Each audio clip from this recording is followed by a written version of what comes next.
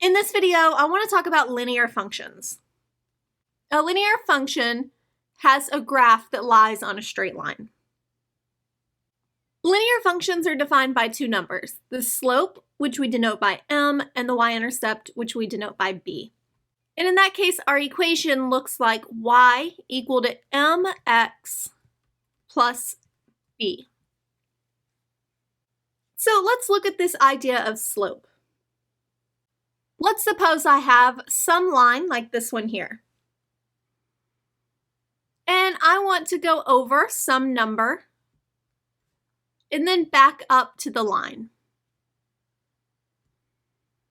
Let's suppose in this case I went over 4 and up 3.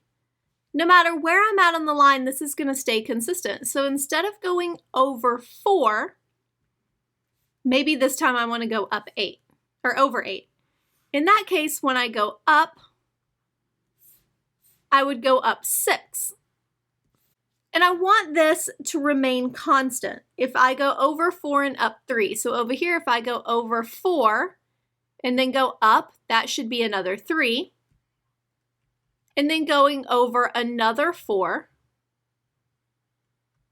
I should go up another 3. So that would mean going over 8 puts me to go up 6.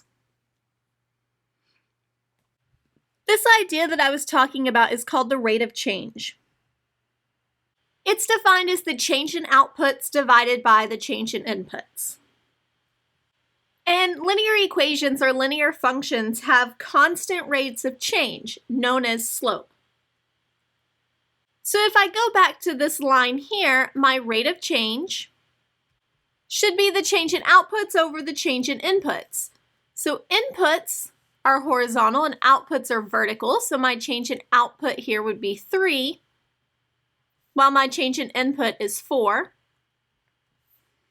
If I look over here at the big one, the change in my output was 6.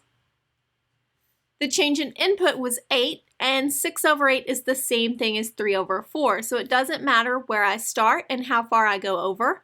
Once I determine how far I need to go up, I would get this relationship of 3/4.